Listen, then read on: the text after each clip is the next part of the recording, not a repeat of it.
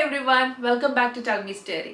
നിങ്ങളിൽ പലർക്കും സന്തോഷം നൽകുന്ന അല്ലെങ്കിൽ നിങ്ങളിൽ പലരും ഫ്രീക്വൻ്റ്ലി എന്നോട് ചോദിക്കുന്ന ഒരു ചോദ്യത്തിന് ആൻസർ ആയിട്ടാണ് ഞാൻ നിങ്ങളുടെ മുന്നിൽ വന്നിരിക്കുന്നത്. ഒരു 5-8 മാസം മുന്നേ ഞാൻ യൂത്ത് മൊബിലിറ്റി വിസ അല്ലെങ്കിൽ യങ് പ്രൊഫഷണൽ സ്കീം വിസ എന്ന് പറഞ്ഞിട്ട് ഒരു വീഡിയോ ചെയ്തിരുന്നു. അതിൻ്റെ ആപ്ലിക്കേഷൻ ഈ ജാനുവരി 17 സ്റ്റാർട്ട് ചെയ്യുവാണ്. ഈ യൂത്ത് മൊബിലിറ്റി വിസ എന്ന് പറഞ്ഞു കഴിഞ്ഞാൽ ഇന്ത്യയിലെ യങ്സ്റ്റേഴ്സിനെ UK അട്രാക്ട് ചെയ്യാൻ വേണ്ടിയിട്ട് UK ഗവൺമെൻറ് പുതുതായിട്ട് ഇൻട്രൊഡ്യൂസ് ചെയ്യുന്നൊരു വിസയാണ്. Youth mobility visa already limited number of രാജ്യങ്ങൾക്ക് ഓൾറെഡി ഉള്ളതാണ്. പക്ഷേ ബ്രെക്സിറ്റിൻ്റെ ഭാഗമായിട്ട് ഇന്ത്യയും UK തമ്മിലുള്ള ട്രേഡ് എഗ്രിമെൻറ്റിൻ്റെ ഭാഗമായിട്ട് ഇന്ത്യയും കൂടെ ഈ യൂത്ത് മൊബിലിറ്റി സ്കീമിലോട്ട് ഇൻക്ലൂഡഡ് ആക്കിയിട്ടുണ്ട്. അപ്പോൾ അതിൻ്റെ ആപ്ലിക്കേഷൻ ഈ ജാനുവരി 17 അവർ ഓപ്പൺ ചെയ്യും. ഇത് 48 hours ടൈം ലിമിറ്റാണ് അവർ പറയുന്നത്. അപ്പോൾ 48 മണിക്കൂറിനുള്ളിൽ അപ്ലൈ ചെയ്യുന്ന ആൾക്കാർക്ക് മാത്രമേ ഇതിന് എലിജിബിൾ ആയിട്ട് പറ്റത്തുള്ളൂ. അതിലും കുറച്ച് ലിമിറ്റേഷൻസ് അവർ പറയുന്നുണ്ട്. പക്ഷേ എന്നാലും ഇതിൻ്റെ ആപ്ലിക്കേഷൻ പ്രോസസ്സ് ഒത്തിരി കോംപ്ലിക്കേഷൻ ഒന്നുമില്ല മറ്റുള്ള വിസകളൊക്കെ വെച്ച് നോക്കുമ്പോൾ. നിങ്ങൾ ഒരു യങ്സ്റ്റർ ആണോ, അതായത് 20-നും 30-നും വയസ്സുള്ള ഒരാളാണോ, ഗ്രാജുവേറ്റ് ചെയ്ത ഒരാളാണോ, UK വരാൻ ഇഷ്ടപ്പെടുന്ന ഒരാളാണോ എങ്കിൽ ഇത് നിങ്ങൾക്കൊരു ഗോൾഡൻ ഓപ്പർച്യൂണിറ്റി ആണ്. ഈ വീഡിയോ നിങ്ങൾ കാണുക, നിങ്ങൾക്ക് ഹെൽപ്ഫുൾ ആയിരിക്കും. സോ നമുക്ക് വീഡിയോയിലോട്ട് പോവാം.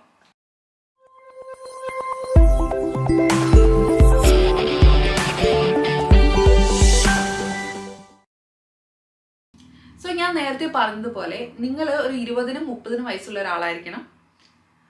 കാരണം ഇത് മെയിൻലി യങ്സ്റ്റേഴ്സിനെ ഫോക്കസ് ചെയ്തിട്ടുള്ള ഒരു വിസയാണ്. UK എല്ലാത്തരം വിസകളും തന്നെ ഒരു ഏജ് ലിമിറ്റ് പറയാറില്ല. ഇവിടെ പഠിക്കാൻ വരണമെങ്കിൽ പോലും ഏത് ഏജിലുള്ള ആൾക്കാർക്ക് വേണമെങ്കിലും പഠിക്കാൻ വരാം, ജോലി ചെയ്യാൻ വരാം. പക്ഷേ ഇത് യങ്സ്റ്റേഴ്സിനെ ഫോക്കസ് ചെയ്തേക്കുന്നതുകൊണ്ട് ഇവർ ഏജ് ലിമിറ്റ് കറക്റ്റായിട്ട് പറയുന്നുണ്ട്. 20-നും 30 വയസ്സുള്ള ഇടയിലുള്ള ഒരാളായിരിക്കണം.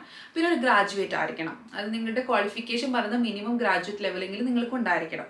വർക്ക് എക്സ്പീരിയൻസ് ഇവർ മാൻഡേറ്ററി ആയിട്ട് പറയുന്നില്ല. വർക്ക് എക്സ്പീരിയൻസ് ഉണ്ടെങ്കിൽ കുറച്ചുകൂടെ അഡ്വാൻറ്റേജ് ഉണ്ടായിരിക്കും. ഇവിടെയൊക്കെ വന്നിട്ട് UK വന്നിട്ട് നിങ്ങൾക്ക് ജോലി കിട്ടാൻ കുറച്ചുകൂടി എളുപ്പമായിരിക്കും.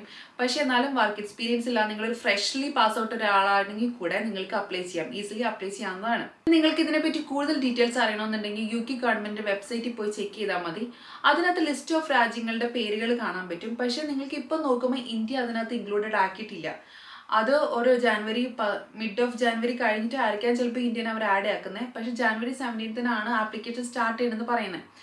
ഇതിനകത്ത് അവർ മെയിൻലി പറയുന്നത് അവർ ഈ ഒരു ഇമെയിൽ ID അവർ നിങ്ങൾക്ക് പ്രൊവൈഡ് ചെയ്യും. അപ്പോൾ നിങ്ങൾക്ക് ഇപ്പോൾ ഒരു 3-4 രാജ്യങ്ങൾ കാണാൻ പറ്റും. അവർക്കൊക്കെ ഓരോ പർട്ടിക്കുലർ ഇമെയിൽ ID അവർ കൊടുത്തിട്ടുണ്ട്. അപ്പോൾ ഇന്ത്യയുടെയും കൂടെ അവർ ഇൻക്ലൂഡ് ആക്കുമ്പോൾ ഇന്ത്യയുടെ ഇമെയിൽ ID നിങ്ങൾക്ക് കാണാം. അതിനകത്ത് തന്നെ ആ സൈറ്റിൽ ഓൾറെഡി പറയുന്നുണ്ട് ഇന്ത്യക്ക് സെപ്പറേറ്റ് ബാലറ്റ് സിസ്റ്റം ആണ് അവർ പ്രൊവൈഡ് ചെയ്യണമെന്ന് അവർ പറയുന്നുണ്ട്. ഇന്ത്യൻ ആപ്ലിക്കൻസിന് ഒരു ഇമെയിൽ ID അവർ കൊടുത്തിട്ടുണ്ടാവും. ഈ ഇമെയിലോട്ട് നിങ്ങൾ തിരിച്ചൊരു മെയിൽ അയക്കുക. അതിനകത്ത് സബ്ജക്റ്റിൻ്റെ സെക്ഷനിൽ നിങ്ങളുടെ പേര്, ഡേറ്റ് ഓഫ് ബർത്ത്, പിന്നെ പാസ്പോർട്ട് നമ്പർ കൊടുക്കുക. അതുപോലെ ഈ ഇമെയിലിൻ്റെ ബോഡിയുടെ സെക്ഷനിൽ നിങ്ങൾ നെയിം, ഈ സെയിം തന്നെ name, date of birth, passport number, അതിൻ്റെ കൂടെ മൊബൈൽ നമ്പറും കൊടുക്കുക. ഇതിനൊക്കെ ഒരു ഫോർമാറ്റ് ഉണ്ട്. അത് എന്ത് ഫോർമാറ്റിലാണെന്ന് എക്സാമ്പിൾ സഹിതം ആ സൈറ്റിൽ അവർ പറഞ്ഞിട്ടുണ്ട്. അപ്പം നിങ്ങൾ അപ്ലൈ ചെയ്യുന്നതിന് തൊട്ട് മുന്നേ ആ സൈറ്റിൽ നോക്കുക. ആ സൈറ്റിൽ ഏത് രീതിയിലാണോ നിങ്ങളുടെ ഡേറ്റ് ഓഫ് ബർത്തും പേരൊക്കെ ഏത് ഫോർമാറ്റിലാണോ കൊടുക്കേണ്ടത് അതേ ഫോർമാറ്റിൽ നിങ്ങൾ കൊടുക്കുക. പിന്നെ CV വെക്കണം, റെസ്യൂം വെക്കണം, അതിനെപ്പറ്റി കൂടുതൽ ഡീറ്റെയിൽസ് ഒന്നും അവർ പറഞ്ഞിട്ടില്ല. പക്ഷേ ഓഫ് കോഴ്സ് നിങ്ങൾ CV വെക്കേണ്ടതായിട്ട് വരും. അപ്പോൾ CV ഒക്കെ ഉണ്ടാക്കാത്ത ഒരാളാണ്, നിങ്ങളുടെ ഇപ്പോൾ അറ്റ് പ്രസൻറ്റ് CV ഇല്ലെങ്കിൽ ലേറ്റസ്റ്റ് CV റെസ്യൂം ഒക്കെ റെഡി ആക്കി വെക്കുക. കാരണം എന്ന് വെച്ചാൽ 48 hour വിൻഡോ ആണല്ലോ. ആ സമയത്ത് അവർ സ്റ്റാർട്ട് ചെയ്യുന്ന സമയത്ത് തന്നെ നിങ്ങൾ അപ്ലൈ ചെയ്യുക. ഇത് ഏത് ബേസിസിലാണ് അവർ സെലക്ട് ചെയ്യുന്നത് നമുക്ക് അറിയത്തില്ല. കാരണം 3000 ആപ്ലിക്കൻസിനാണ് ഇവർ എലിജിബിൾ ആയിട്ട് പറയുന്നത്. 3000 ആപ്ലിക്കൻസിനെ അവർ എടുക്കത്തുള്ളൂ. അപ്പോൾ ചിലപ്പോൾ ഫസ്റ്റ് കം ഫസ്റ്റ് ഔട്ട് എന്നുള്ള രീതിയിൽ ആദ്യം അപ്ലൈ ചെയ്യുന്ന 3000 ആപ്ലിക്കൻസിനായിരിക്കും എടുക്കുന്നത്. ചിലപ്പോൾ അവർ ക്വാളിഫിക്കേഷൻ ബേസ് ചെയ്തിട്ടായിരിക്കും എടുക്കുന്നത്. ക്വാളിഫിക്കേഷൻ ബേസ് ചെയ്തിട്ട് നമുക്ക് പറയാൻ പറ്റത്തില്ല. കാരണം എന്താണെന്ന് വെച്ചാൽ ലക്ഷക്കണക്കിന് ആൾക്കാർ അപ്ലൈ ചെയ്യുന്നുണ്ട്. ഓൾ ഇന്ത്യയിലാണല്ലോ. അപ്പം ഹിന്ദിക്കാരും തമിഴും എല്ലാ സംസ്ഥാനത്തിലുള്ള ആൾക്കാരും കൊടുക്കുന്നുണ്ടാവും. അപ്പോൾ അതിലിപ്പോൾ ഓരോ ആപ്ലിക്കൻസിൻ്റെ അവർ ഇമെയിൽ ചെക്ക് ചെയ്തിട്ട് അവർ ക്വാളിഫിക്കേഷൻ ബേസ് ചെയ്ത് 3000 പേരെ എടുക്കുമോ എന്ന് നമുക്കറിയത്തില്ല. ചിലപ്പോൾ അവർ ചുമ്മാ ലോട്ട് എടുത്തിട്ടായിരിക്കാം 3000 പേര് അവർ എടുക്കുന്നത്. അപ്പോൾ നിങ്ങളത് എന്തായാലും അപ്ലൈ ചെയ്യുക. കാരണം എന്താണെന്ന് വെച്ചാൽ ഈ ആപ്ലിക്കേഷൻ ടൈമിൽ അവർ ഒരു ഇമെയിൽ അയക്കാൻ മാത്രമേ അവർ നമ്മളോട് പറയുന്നുള്ളൂ. വേറെ ഫീ പേ ചെയ്യേണ്ട, വേറെ കോംപ്ലിക്കേറ്റഡ് ആയിട്ടുള്ള സർട്ടിഫിക്കറ്റോ കാര്യങ്ങളോ ഒന്നും അവർ പറയുന്നില്ല. അപ്പോൾ ചുമ്മാ നിങ്ങൾ അപ്ലൈ ചെയ്ത് നോക്കാം. നമ്മുടെ ലക്ക് എവിടെ ഇരിക്കണേ നമുക്ക് പറയാൻ പറ്റത്തില്ലല്ലോ. ഈ വിസയുടെ മോസ്റ്റ് അട്രാക്റ്റീവ് ഫീച്ചർ എന്ന് പറഞ്ഞു കഴിഞ്ഞാൽ നിങ്ങൾക്കൊരു സ്പോൺസർഷിപ്പ് വേണ്ട. യു കെയിൽ ഒരു വർക്ക് വിസയിൽ വരണമെന്നുണ്ടെങ്കിൽ നമുക്കൊരു സ്പോൺസർഷിപ്പ് വേണം. ചില രാജ്യങ്ങളൊക്കെ നമുക്ക് റിലേറ്റീവ്സിനോ ഫാമിലീസിനോ ഒക്കെ നിങ്ങളെ സ്പോൺസർ ചെയ്ത് കൊണ്ടുവരാൻ പറ്റും. പക്ഷേ യു കെ എന്ന് പറയുന്ന ഒരു പർട്ടിക്കുലർ കമ്പനി നിങ്ങൾക്ക് വർക്ക് വിസ പ്രൊവൈഡ് ചെയ്തിട്ട് മാത്രമേ നമുക്ക് ഇങ്ങോട്ട് വരാൻ പറ്റത്തുള്ളൂ. അപ്പോൾ നിങ്ങൾക്ക് യൂത്ത് മൊബിലിറ്റി വിസയിൽ നിങ്ങൾ എലിജിബിൾ ആണെങ്കിൽ നിങ്ങൾക്ക് വേറെ സെപ്പറേറ്റ് വർക്ക് വിസ ഒന്നും വേണ്ട. 2 ഇയർ യു കെയിൽ വരാം. ഏത് ജോലി വേണമെങ്കിലും നിങ്ങൾക്ക് ചെയ്യാവുന്നതാണ്. നിങ്ങളിപ്പോൾ നാട്ടിൽ കുറച്ച് എക്സ്പീരിയൻസ് ഉള്ള ഒരാളാണ്, ഏതെങ്കിലും പ്രൊഫഷണൽ എക്സ്പീരിയൻസ് ഉള്ള ഒരാളാണെങ്കിൽ ആ ജോലി തന്നെ നമുക്ക് ഫോക്കസ് ചെയ്തിട്ട് നല്ല നല്ല കമ്പനികളൊക്കെ നോക്കിയിട്ട് ട്രൈ ചെയ്ത് അവരിൽ നിന്ന് ഒരു ജോലി കിട്ടി ഒന്ന് അല്ലെങ്കിൽ ഒരു വർഷം അല്ലെങ്കിൽ 1.5 വർഷമൊക്കെ നിങ്ങൾ അവിടെ വർക്ക് ചെയ്തിട്ട് അവരിൽ നിന്ന് തന്നെ സ്പോൺസർഷിപ്പ് നമുക്ക് എടുക്കാൻ പറ്റും. അതാണ് മെയിൻ അഡ്വാൻറ്റേജ് എന്ന് പറഞ്ഞാൽ. ഇനിയിപ്പോൾ നിങ്ങൾക്ക് ഒത്തിരി എക്സ്പീരിയൻസ് ഒന്നും ഇല്ല, ഇപ്പോൾ ഏറ്റവും യു കെയിൽ വന്നു കഴിഞ്ഞാൽ ഏറ്റവും എളുപ്പത്തിൽ കിട്ടാവുന്ന ഒരു ജോലിയാണ് കെയർ ഹോം സെക്ടറിലുള്ള ജോലി. അപ്പോൾ വൺസ് കെയർ ഹോമിൽ ഏതെങ്കിലും കെയർ ഹോമിൽ നിങ്ങൾ കയറി പറ്റുവാണെങ്കിൽ ഒരു 1-2 വർഷത്തെ ഒരു എക്സ്പീരിയൻസ് ആയി കഴിയുമ്പോൾ ചിലപ്പോൾ ആ കെയർ ഹോം തന്നെ നിങ്ങളെ സ്പോൺസർ ചെയ്യും. അല്ലെങ്കിൽ നിങ്ങൾക്ക് ഒരു ഏജൻസി ത്രൂ സ്പോൺസർഷിപ്പ് എടുത്തിട്ട് കെയർ ഹോമിലെ വിസയിൽ നമുക്ക് care assistant senior care assistant job വിസയിൽ നമുക്ക് നിൽക്കാവുന്നതാണ്. അങ്ങനെ നിന്നാലുള്ള ഏറ്റവും ബെനിഫിറ്റ് എന്ന് പറഞ്ഞാൽ 5 വർഷം കഴിയുമ്പോൾ നമുക്ക് PR അപ്ലൈ ചെയ്യാൻ പറ്റും. ഇത് ഞാൻ പ്രത്യേകം പറയാൻ കാരണം എന്താണെന്ന് വെച്ചാൽ നാട്ടിൽ നിന്ന് നമുക്ക് ഡയറക്റ്റ് ആയിട്ട് സീനിയർ കെയർ അസിസ്റ്റന്റ് വിസയിലോട്ട് വരണമെന്നുണ്ടെങ്കിൽ കൂടുതലും എല്ലാ കെയർ ഹോമുകാരും തന്നെ പ്രത്യേകിച്ച് ഒരു ക്വാളിഫിക്കേഷൻ പറയുന്നില്ലെങ്കിലും അവരെപ്പോഴും നഴ്സുമാരെയാണ് പ്രിഫർ ചെയ്യുന്നത്. അപ്പോൾ വേറെ ഏത് പ്രൊഫഷനുള്ള ഒരാൾക്കാർക്കും സീനിയർ കെയർ വിസയിൽ വരാൻ കുറച്ച് ഡിഫിക്കൽട്ട് ആയിരിക്കും. പക്ഷേ ഈ വിസയിൽ നിങ്ങൾ വൺസ് ഒന്ന് വന്നിട്ട് ഇവിടെ കെയർ ഹോമിലെ എക്സ്പീരിയൻസ് ഉണ്ടെങ്കിൽ നിങ്ങൾക്ക് സീനിയർ കെയർ വിസയിലോട്ട് കൺവേർട്ട് ചെയ്യാൻ പറ്റുന്നതാണ്. ഇതിൻ്റെ ഒരു മേജർ ഡ്രോബാക്ക് എന്ന് പറഞ്ഞു കഴിഞ്ഞാൽ ഈ വിസയിൽ നിങ്ങൾക്ക് ഡിപ്പെൻഡൻസിനെ കൊണ്ടുവരാൻ പറ്റത്തില്ല. അപ്പം നിങ്ങൾ ഇൻഡിവിജ്വൽ ആയിട്ട് അപ്ലൈ ചെയ്യേണ്ടതായിട്ട് വരും. വൺസ് നിങ്ങൾക്കിപ്പോൾ ഒരു കുട്ടിയുണ്ട് അല്ലെങ്കിൽ നിങ്ങളുടെ പേരിൽ ഒരു ഡിപ്പെൻഡൻ്റ് ഉണ്ടെങ്കിൽ നിങ്ങൾ ഈ വിസ നിങ്ങൾക്ക് റിജക്റ്റ് ആവും, നിങ്ങൾക്ക് ഈ വിസ കിട്ടത്തില്ല. അപ്പോൾ നിങ്ങൾ അപ്ലൈ ചെയ്യുമ്പോൾ നിങ്ങൾ ഇൻഡിവിജ്വൽ ആയിട്ട് അപ്ലൈ ചെയ്യുക. പിന്നെ ഇപ്പോൾ ഭാര്യയും ഭർത്താവിനെ അപ്ലൈ ചെയ്യണമെന്നുണ്ടെങ്കിൽ നിങ്ങൾ ഇൻഡിവിജ്വൽ പേഴ്സൺ ആയിട്ട് അപ്ലൈ ചെയ്യണം. അത് ശരിക്കും ഒരു മേജർ ഡ്രോബാക്ക് ആണ്. നിങ്ങളുടെ ഫാമിലിയിൽ നിങ്ങൾക്ക് കൊണ്ടുവരാൻ പറ്റത്തില്ല. ബാക്കി ഏത് വിസയിലാണെങ്കിലും നമുക്ക് കൊണ്ടുവരാൻ പറ്റും. പക്ഷെ വൺസ് ഇവിടെ വന്ന് വേറെ വിസയിലോട്ട് നിങ്ങൾ കൺവേർട്ട് ആയി കഴിയുമ്പോൾ നിങ്ങൾക്ക് നിങ്ങളുടെ ഫാമിലിനെ കൊണ്ടുവരാൻ പറ്റുന്നതാണല്ലോ. യൂത്ത് മൊബിലിറ്റി വിസയിൽ നമുക്ക് ഫാമിലിനെ ഡിപ്പെൻഡൻസിനെ കൊണ്ടുവരാൻ പറ്റുന്നതല്ല.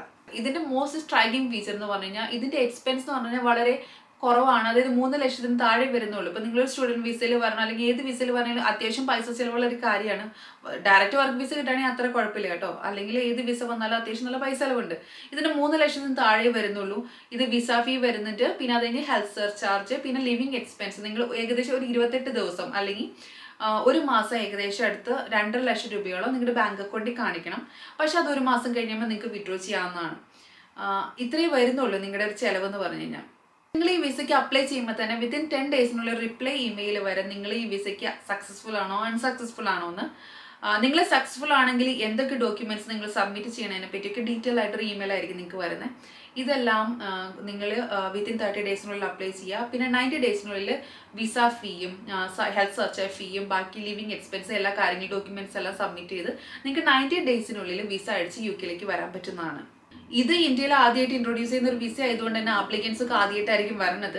പക്ഷെ വൺസ് നിങ്ങൾ യൂത്ത് മൊബിലിറ്റി വിസയിൽ ഒരു പ്രാവശ്യം ഇവിടെ വന്ന് 2 വർഷം കഴിഞ്ഞ് നിങ്ങൾ തിരിച്ചു പോയിട്ടുണ്ടെങ്കിൽ വീണ്ടും നിങ്ങൾക്ക് യൂത്ത് മൊബിലിറ്റി വിസയിൽ അപ്ലൈ ചെയ്ത് വരാൻ പറ്റത്തില്ല. പിന്നെ യു കെയിലോട്ട് വരണമെന്നുണ്ടെങ്കിൽ വേറെ ഏതെങ്കിലും വിസയിലോട്ട് വരേണ്ടതായിട്ട് വരും. പിന്നെ അതുപോലെ തന്നെ നിങ്ങളുടെ ആപ്ലിക്കേഷൻ ഈ തവണ ഇപ്പം നമ്മൾ ഈ ജാനുവരിയിൽ അപ്ലൈ ചെയ്യുമ്പോൾ റിജക്റ്റ് ആയിട്ടുണ്ടെങ്കിൽ ജൂലൈയിൽ വീണ്ടും ഒരു ആപ്ലിക്കേഷൻ്റെ ടൈമുണ്ട്. അപ്പോൾ നിങ്ങൾക്ക് അപ്ലൈ ചെയ്യാം. പിന്നെ അത് കഴിഞ്ഞ് എല്ലാ വർഷവും ജാനുവരിയിലാണ് മെയിൻ ആപ്ലിക്കേഷൻ വരുന്നത്. ജൂലൈയിൽ അവർ വരുന്നതെന്ന് വെച്ച് കഴിഞ്ഞാൽ ആപ്ലിക്കൻസിനെ കിട്ടിയില്ലെങ്കിലാണ് ജൂലൈയിൽ അവർ സാധാരണ ഓപ്പൺ ചെയ്യുമെന്ന് പറയുന്നത്. പക്ഷേ ഓഫ് കോഴ്സ് ജാനുവരി തന്നെ 3000 ആപ്ലിക്കൻസ് ആണ് അവർ സെലക്ട് ചെയ്യും. കാരണം ഇന്ത്യയിൽ തന്നെ ഇഷ്ടംപോലെ ലക്ഷക്കണക്കിന് ആപ്ലിക്കൻസ് ഉണ്ടാവും. അപ്പം നിങ്ങൾക്ക് എല്ലാ വർഷവും അപ്ലൈ ചെയ്തുകൊണ്ടിരിക്കുക. അപ്പോൾ ട്രൈ ചെയ്തുകൊണ്ടിരിക്കുക. ഇപ്പോൾ ഒരു വർഷം ഈ പ്രാവശ്യം നിങ്ങൾക്ക് കിട്ടിയില്ലെങ്കിൽ തന്നെ വിഷമിക്കേണ്ട കാര്യമില്ല. അടുത്ത വർഷമായാലും നിങ്ങൾക്ക് അപ്ലൈ ചെയ്യാൻ പറ്റുന്നതാണ്. സോ ഇതിൻ്റെ മെയിൻ ഡോക്യുമെന്റ്സ് അവർ പറയണത് എന്താണെന്ന് വെച്ച് കഴിഞ്ഞാൽ നിങ്ങളുടെ ഗ്രാജുവേഷൻ സർട്ടിഫിക്കറ്റ് വേണം, പിന്നെ Indian passport, TB test report ഇന്ത്യയിൽ നിന്ന് വരുന്ന ആർക്കായാലും ഏത് വിസയിലായാലും വേണ്ട ഒരു സംഭവമാണ്. മൊബിലിറ്റി വിസേൻ്റെ ലേറ്റസ്റ്റ് അപ്ഡേറ്റ്സ് നിങ്ങൾക്ക് കിട്ടിയെന്ന് ഞാൻ വിചാരിക്കുന്നു.